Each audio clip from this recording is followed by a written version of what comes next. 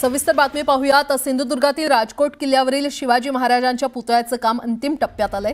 पुन्हा एकदा मालवणमधील राजकोट किल्ल्यावर उभा करण्याचं काम जवळपास पूर्ण झालंय। योद्ध्याच्या रूपातील तलवारधारी शिवपुतळ्याचं येत्या 1 मे अर्थात महाराष्ट्र दिनी अनावरण करण्याच्या दृष्टीनं तयारी सुरू आहे। शिवरायांचा 35 फुटी पुतळा अवघ्या 8 महिन्यात कोसळल्यानं संतापाची लाट उसळली होती। मात्र आता त्याच ठिकाणी छत्रपतींचा पुतळा उभा राहतोय आणि त्यासाठी जवळपास 32 कोटी रुपये खर्च आलाय।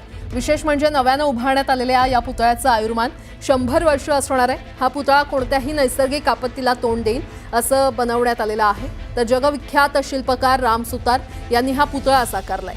पुतळा उभारण्यासाठी IIT मुंबईकडून मान्यताप्राप्त संकल्पनेनुसार ड्युप्लेक्स स्टीलचे फ्रेमवर्क वापरण्यात आलेले आहेत।